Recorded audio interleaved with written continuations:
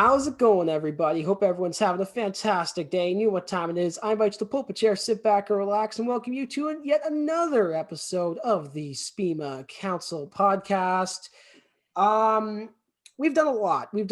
I'm pretty sure that this episode equals our season one total, and we're poised to push beyond that as in the weeks ahead. So I just want to give a huge shout out to our listeners of the podcast.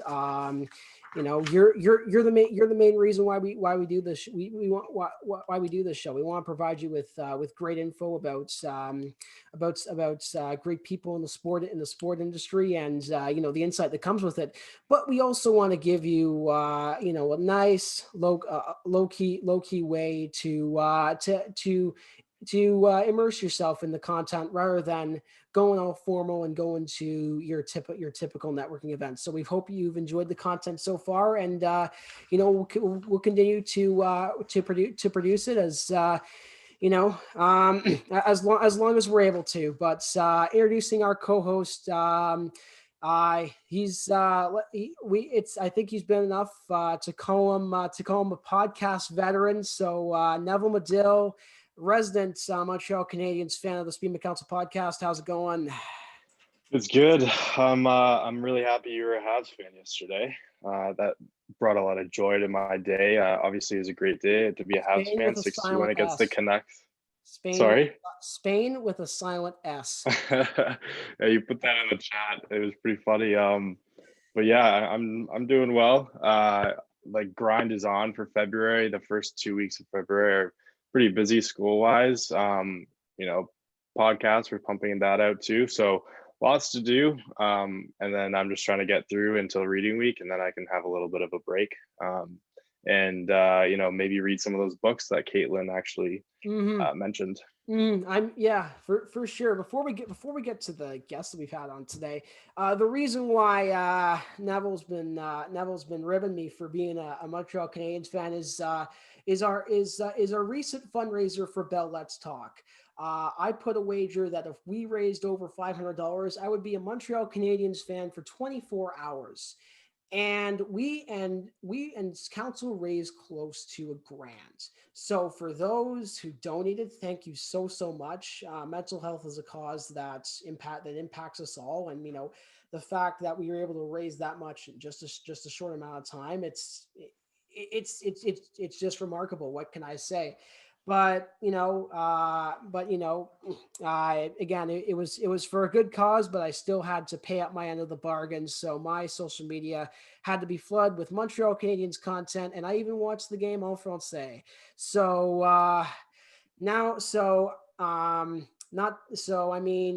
it was definitely an interesting experience, to say the least. But now that's behind me, and we can get to our guest. We had Caitlin Bolitho from the Hamilton Bulldogs. She's the senior manager of ticketing and client services there. Let me tell you, she was a beacon of positivity on the show, and she was really great to have on. Neville, any thought? What were your first thoughts on the interview we're going to have on the show today? Yeah, she was awesome. She was super enthusiastic. She gave some great advice, and I'm definitely going to read some of those books that I mentioned that she has been reading throughout the pandemic. You'll hear all about it, and kind of understanding what her role actually does, what she does day to day, what some of her tasks are, responsibilities.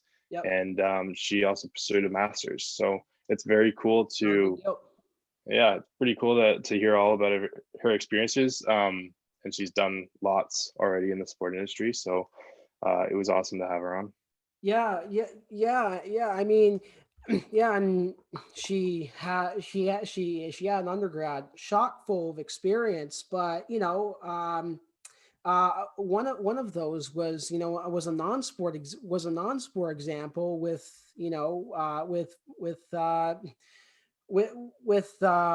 Mosaic Sales Solutions, and it was a company that sold that sold some sort of tablets and pills that were used to cure headaches. Like farthest thing from sport, but I mean, now that we're into a phase where sports jobs, especially those seasonal ones where SPMA undergrad students try and take up, are far and few in between. So it just gave a nice perspective to the benefit that non-sport examples can bring, even though not working in a sport can be in like anyone's element per se. Exactly. And I like that you bring that up because I think there is a lot of pressure to get your foot in the door. But right now, obviously, there isn't that much opportunity out there. You can't really go to an arena or go to a stadium and help out, right? Because of limited social distancing policies and procedure, right? So yeah, I mean, there's always other opportunity out there. You just need to make the best of it and realize that, hey, this can help me be a better, not just a sport manager, but an employee one day. Definitely. Definitely. And, I think that, any experience you take now, in is, especially in the summer, if you gain transferable skills, then, or Caitlin has said this, you can apply this to many other different things, and even sports industry jobs. So, even though it is even though it is a hard time to even say this, it's all about perspective as to what you're getting into. But on that note, I think we should send it over to the interview that we had today. Neville, I think you had a finger up there. You want to Yeah. any final thoughts there, bud? Yeah, just before we send it over to Caitlin, I'm not sure if you saw, but I actually put up a story that said I would wear a Leafs jersey if we hit our goal of 500. And so I'm just trying to find a Leafs jersey right now. I'm still going to hold my end of the bargain. I might need to wear one of my mom's sweaters or t-shirts that I gave to her a couple of years ago. So that it might be delayed until reading week. I am still pursuing that. I'm not chickening out or anything. And that, folks, is something that you truly love to see. A 24-hour Habs fan to 24-hour Leafs fan. That's the proverbial circle of life. Yeah, I guess so. I mean, it's I'm not gonna enjoy it. I'm gonna put on the shirt or sweater or jersey, whichever one I find first, and watch a Leafs game instead of a Habs game. And it's what, Leafs hockey, I watch it, whenever my friends are, because my house is a Leafs dominated house. So I mean, it'll be fine. It'll be entertaining hockey, but I won't be happy wearing the jersey. For sure, for sure, it's going to be exciting to see when the Leafs jersey, whenever that is. But on that note, we would let's send over to our interview with Caitlin Bolitho. We hope you enjoy it. It was a great interview filled with great insight. So once again, we hope you enjoy. Cheers, folks. All right, as always, we have a great guest planned for this edition of the SPMA Council podcast. She is currently the Senior Manager of Ticketing and Client Services for the Hamilton Bulldogs. Please welcome to the podcast, Caitlin Bolitho. How's it going? Good. Thanks for having me on, guys. I appreciate this opportunity. It's going to be fun. Yeah. Podcast episodes usually turn out to be like that. So let's hope this episode is informative, but also a little lighthearted as well. So Caitlin, just to start off the episode, this is sort of the first word of the SPMA Council podcast. What makes your story unique? Well, I think everyone's story is unique in its own right, but my entrance into the sporting industry, I think, is one of a kind. So it was actually my 4th year in Brock, and I was in Florida over Christmas break, and I just got talking to some gentlemen around our pool, And it just happened to be that the gentleman I had just spent an hour and a half, 2 hours talking to was the president of the Montreal Canadiens American Hockey League affiliate, the Hamilton Bulldogs.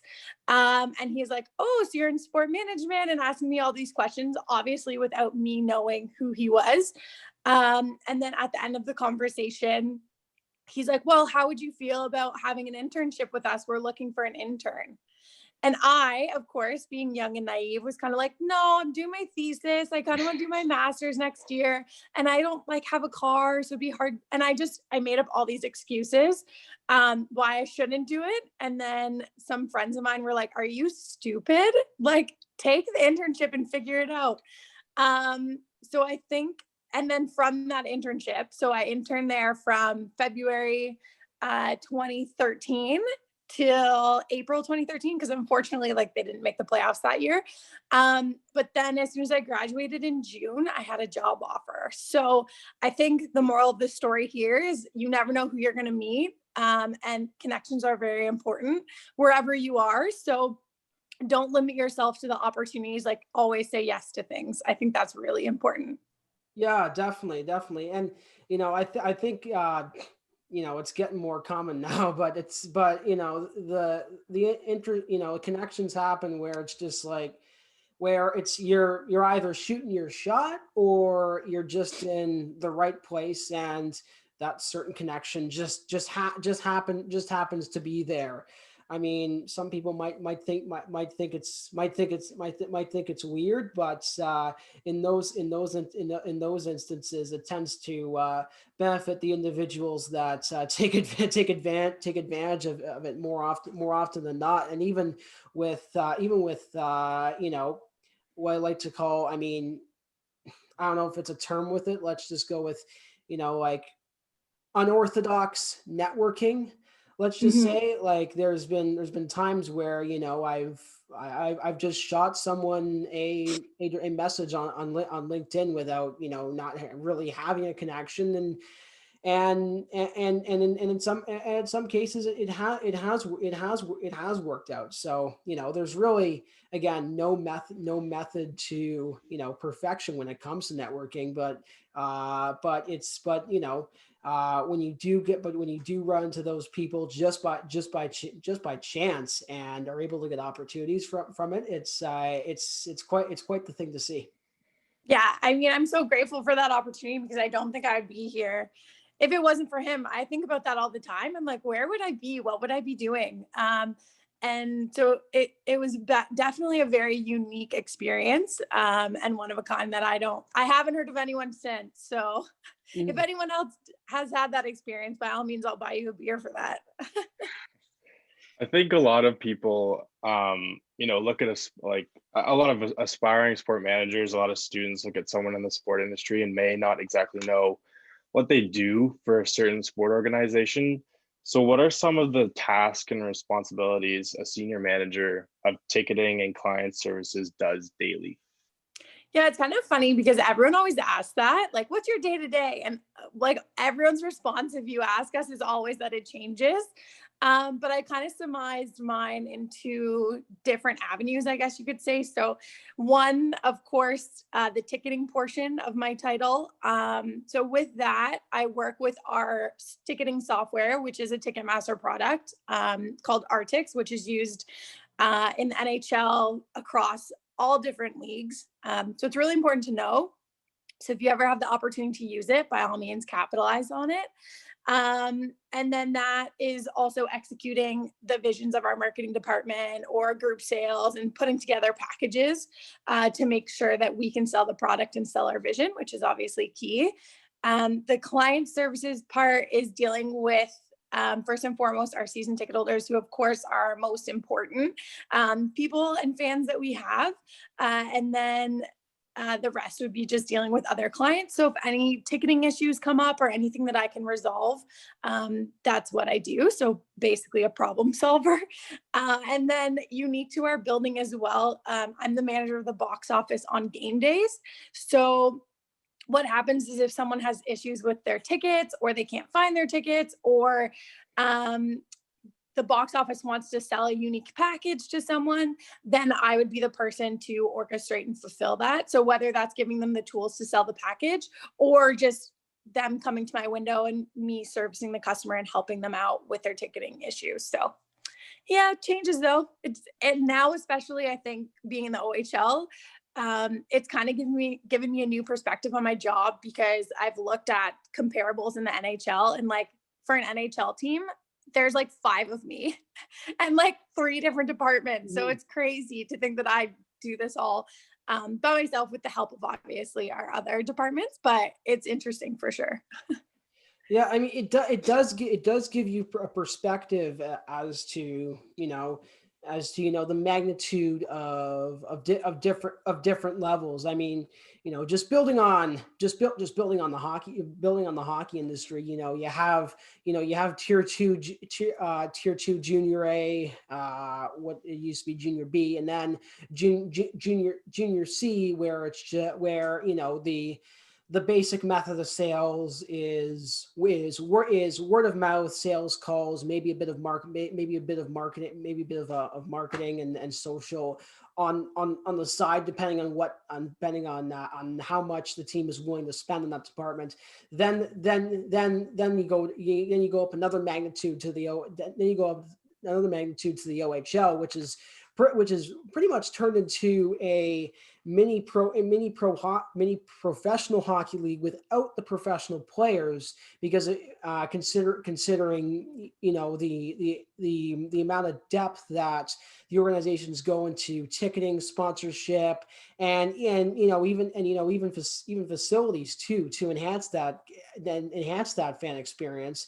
And, people might think that's big, but then obviously you go to the NHL, and that's, you're getting not probably minimum 14,000 fans to as high as 20,000, and you need staff for that. So fair play to you for holding it down in Hamilton. It sounds like it totally sounds like you're doing the work of 4 or 5 people. But I want to go back a few years away from your professional career, back to your undergrad at Brock, and you took part in a variety of opportunities, such as the manager of Brock's lacrosse team, a member of the promo team for Red Bull Crashed Ice. If anyone doesn't know what that is, it is literally chaos on skates, a downhill ice skating race where people skate. There's a bunch of obstacles, and it's just madness. If you really want a summary. And you also were a brand ambassador for a company called Mosaic Sales Solutions. Did those experiences shape your desired niche or direction of where you wanted to go in the industry?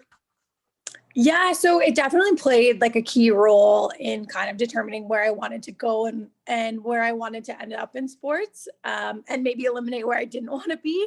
A fun fact about Red Bull Crashed Ice, because I got to be there before the actual competition, how they do the track is they actually do it backwards. So to practice the track, they start from the very bottom of the track and work their way up. And then everyone gets a chance to go through the certain areas until we come to the big final race. And then they start at the top. So I thought that was kind of a cool tidbit. And I just want to point out too, with all these jobs, I got them through connections from Brock. So with the lacrosse team, it was my buddy in SPMA. With Red Bull Crashed Ice, it was actually through one of our professors who knew someone who worked for Free for All Marketing.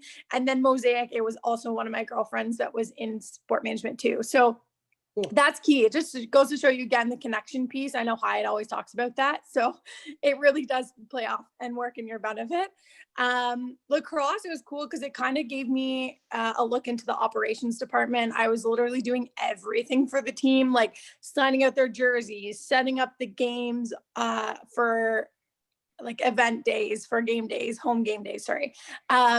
I had to organize all their fees because that's when you had to pay a fee to play lacrosse at Brock. Okay. It was literally organizing field time if we couldn't get our field. So it was a lot of different things and a lot of different moving parts, but it was a fun experience. With Red Bull Crashed Ice, it was all about data collection. That's what we were trying to do. We were trying to figure out why people were attending the event.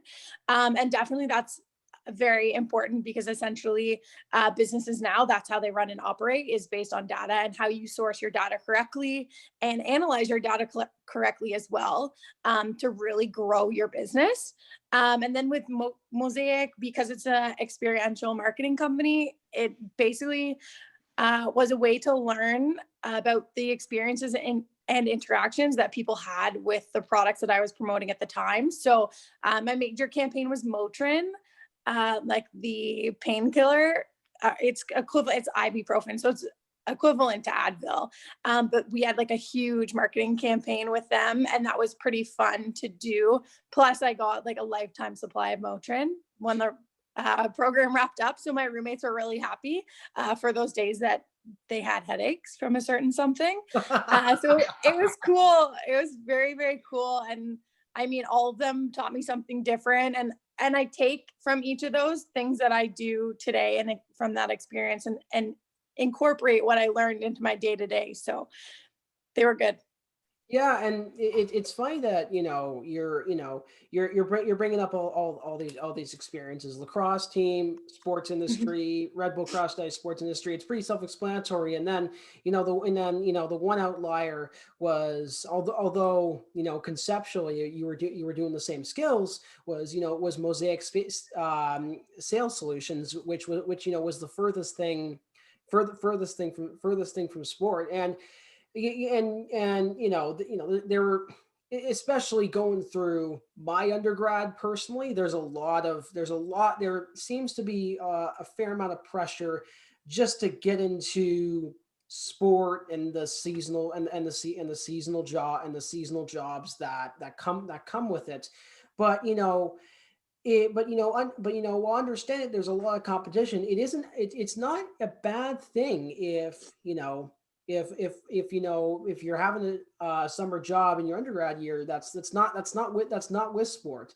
It forces you to push outside your comfort zone. Theme of the podcast, not a big deal. But forces you to push outside your comfort zone, in an environment where you're not as acclaimed to, and it forces you to adapt. And I think even with COVID going on, many students, unless they had a remote role lined up, which it seems that they're far and few in between. It forced themselves to take those roles and adapt to the climate.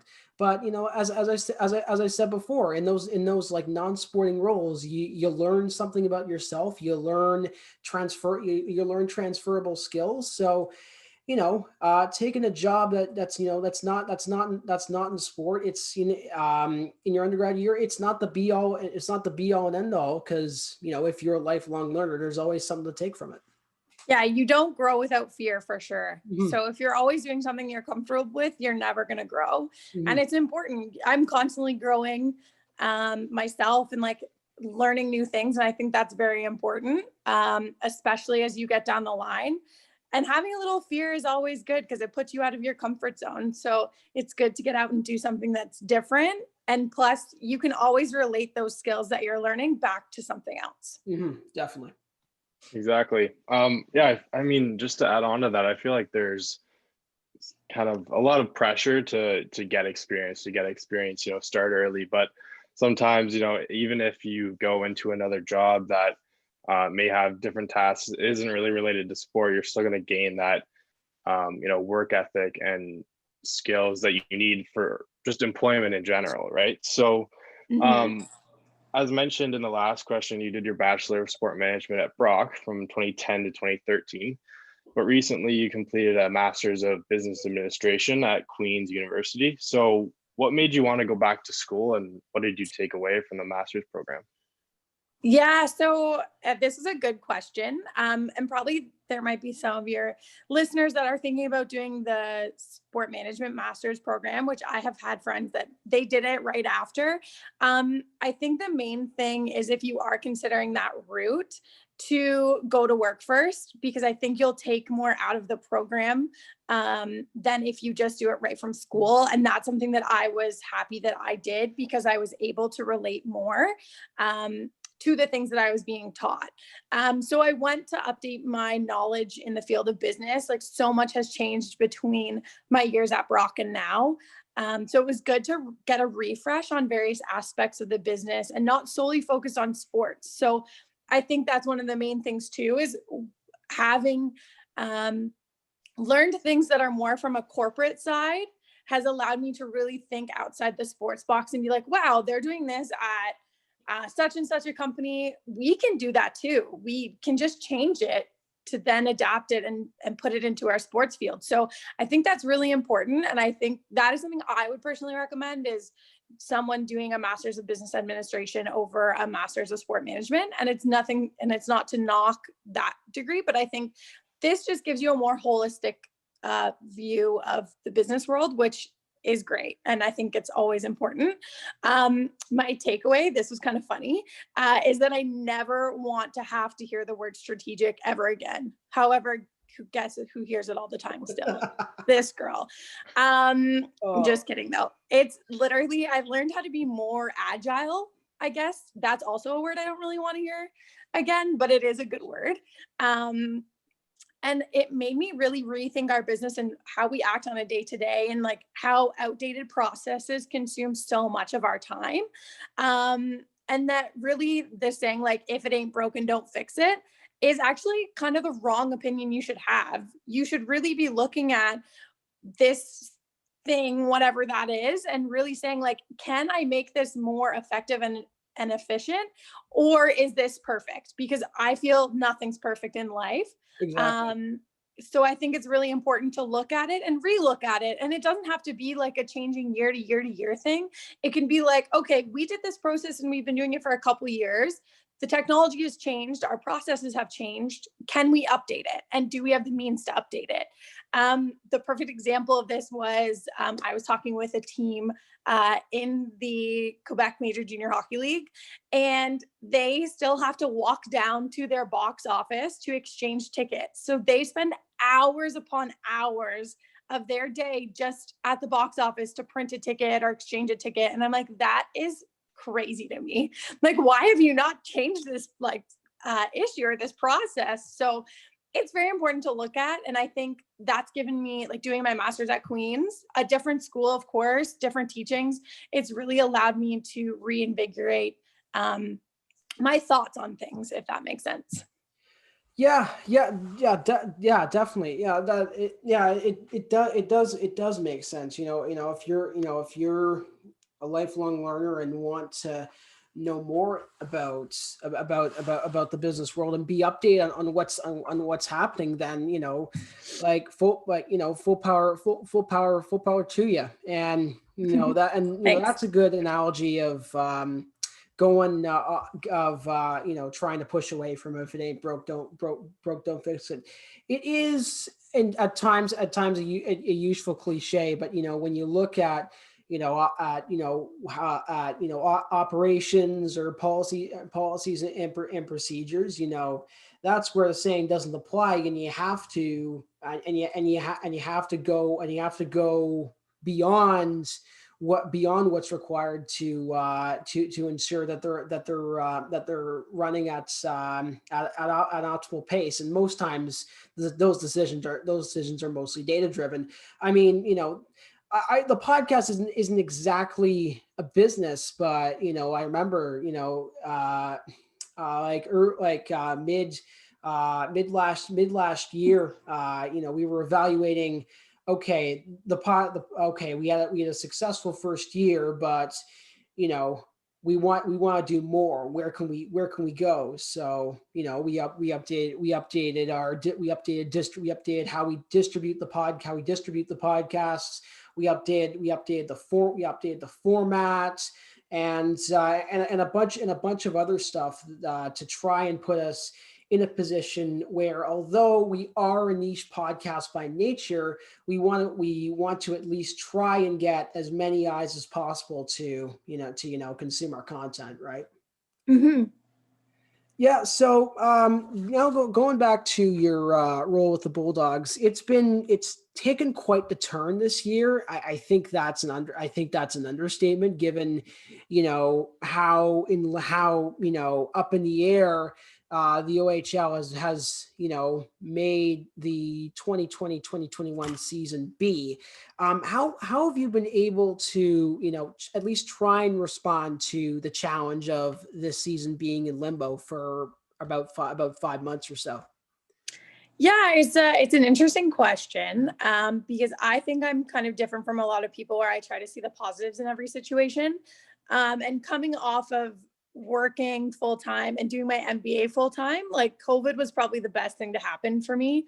I haven't been able to have a summer at my cottage in 9 years when I was still at Brock. So really, I took the time to de-stress, not work on myself, but work on myself internally, just to like come off of the stress of 8 years of working in hockey and being at work 24/7. Well, felt like 24/7.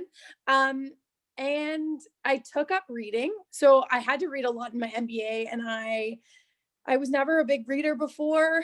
But I was like, you know what, this is a good healthy habit, get me away from my screen time, and plus I'll continue the learning. So that's what I've been doing. And through my reading, I have a whole collection. So if you want any tips, by all means, I can send you some books to read. I felt really invigorated, and my mind kept being like, oh my God, this is a great idea we could do with the Bulldogs. Like, this is so cool. How can I make this come into fruition?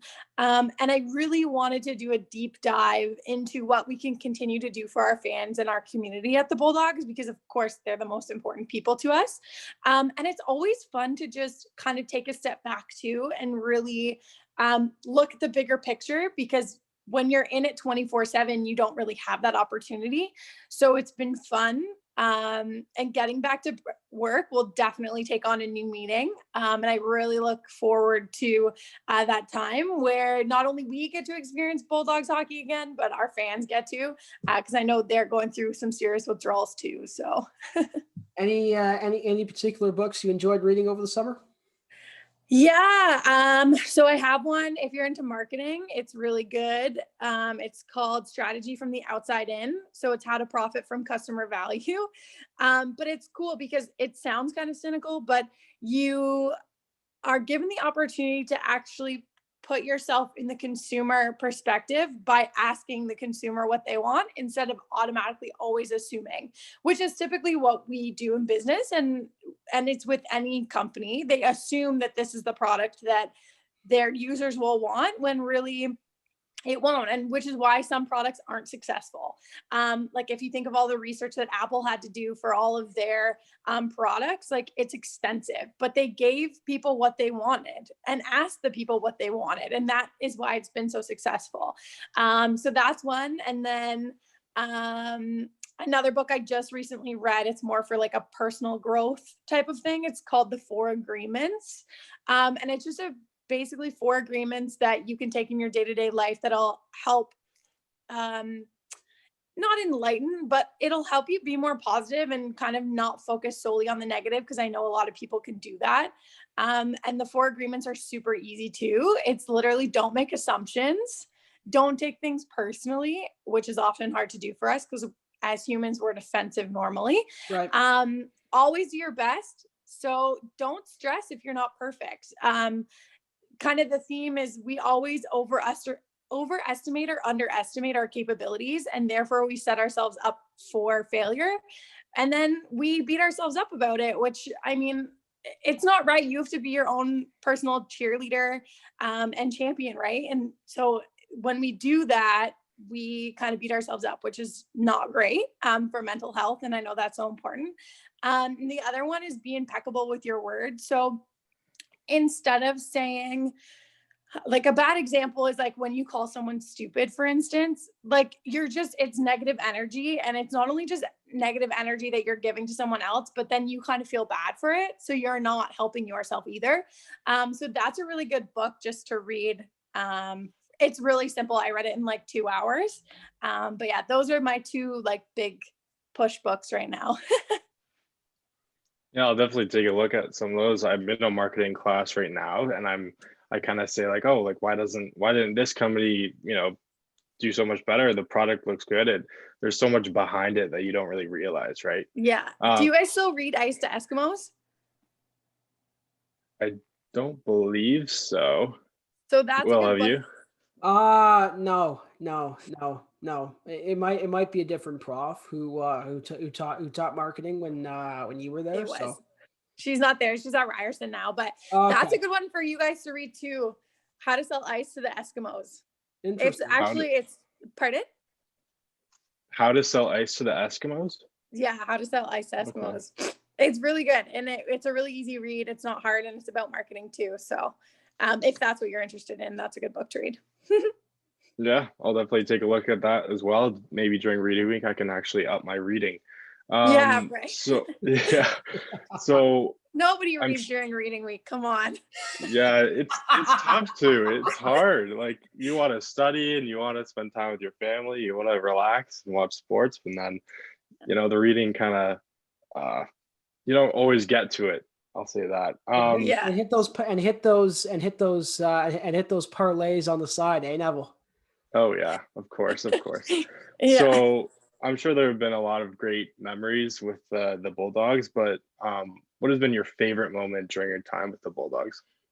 Oh, this was so easy. Hands down, the last 10 seconds of our 2018 championship victory against the Sioux. I'd never won a championship ever, so it took a special meaning for me. There's nothing like a sweet victory when you thought you didn't have a chance, or when everyone thought you didn't have a chance. Sorry, we knew all along, obviously. But always vote for the underdog because they're always the hungriest. And I think it was just so special. It was the first one that we had won as an OHL team. We did it in 3 years. Everyone was expecting the Sioux to move forward. Like even on like Sportsnet and TSN, they're like, oh, the Sioux Greyhounds, they're going to have such a good Memorial Cup tournament, blah, blah, blah. And then when we came in and won it at home, just the feeling, I don't think, unless you've been a part of a championship with that many fans, you'll never understand that feeling. It's incredible. Mm-hmm. So yeah, and I mean looking back now, both teams had great players, but the Bulldogs especially, you look at the alumni who've gone on to play pro, mainly Entwistle, Robert Thomas, pretty sure he was on the team then. Yeah, he was. And even a couple guys who are now playing who were playing U Sports, mainly Connor Walters, who he's at Brock. Who played a couple good years for the Badgers, but recently signed I think with Toledo in the ECHL, and also your captain Justin Lemke, who's currently at the University of Guelph. But I totally agree with you. And when you win a championship, it's like again, it's better if you have like a crowd like you guys had, but just the feeling of it, you can't replicate it unless you experience it yourself, and it's truly one of a kind. And it's great that you got to experience that. But as we close out the show, Caitlin, we thank you so much for coming on. And as is tradition around here at the SPMA Council podcast, we like to give the guest the last word to close out the show, to say whatever's on their mind, or to just shoot the breeze a little while longer. So, Caitlin, thanks again, and the floor is yours. Well, thanks for having me, guys. It's been great to share some of my background, but I'd love to hear a little bit about you guys. What are your future career aspirations? Where do you see yourself in 5 years? 5 years is a little hard to is a little hard to predict than, normal times, but, my hope, when the sport management internship applications officially open up, I'll definitely be gunning for those. My hopes are to get somewhere maybe in sales, marketing, media, or events. Anywhere really. I'm trying to leave the door open wide enough so I can adapt to where the job market is positioned when I graduate. I think for you, and for any SPMAs listening, sales is always a good avenue because one, everyone's always looking for salespeople. It's not as difficult as some people think. You don't have to have that outgoing personality to do it. And it's a stepping stone for sure. I for one thought that I was going to be in marketing right off the bat when I graduated from Brock, and being in sales initially was a little bit of a challenge. But then I saw the opportunities that I had within sales alone, using my marketing brain to sell a group, for example. So definitely it's good. And your outlook's good too. You have to take any opportunity. So that's really key. Neville, what about you? Yeah, I mean, I was hoping to kind of figure that out this year. Last year I was like, okay, I'm going to try lots of different things. I'm going to, volunteer here. I mean, I'm kind of the same as Will, marketing, sales, that kind of area. I think out of the pandemic, hopefully I can try out some of those things that have been, that I'm interested in. I'm not really a math guy, but analytics and data, that kind of stuff, I've always kind of memorized stats and always kind of like that area as well. But, hopefully I can figure that out after the pandemic, and I can volunteer different places and, find maybe my calling. Yeah, that's a good way to find out. I read this book. I think it's called Great at Work. That's another one I read. And it talks about the 2 Ps. So it's passion and purpose. So you find your passion in life, which of course ours is sports, obviously, but you have to find your purpose. And once you find your purpose, that'll lead to a career and not just a job. I say that I've been to Hyatt's sales class, and people always say how do you feel working in sports? There's been 2 days where I've woken up and been I don't want to go to work today. And I think that's really special because I know there's more people out there that they wake up multiple times a week and I hate my job, I'm unhappy, right, all that kind of stuff. So I think it's really important for you guys and people coming through sport management to really look for those things. So use your passion to find your purpose, and definitely volunteering and doing a bunch of different things will help establish that for you. So those are great words to end off the show. Caitlin, it was a pleasure. Perfect. Thanks again. Thanks. Have a great day, guys. Yeah. Thanks, Caitlin.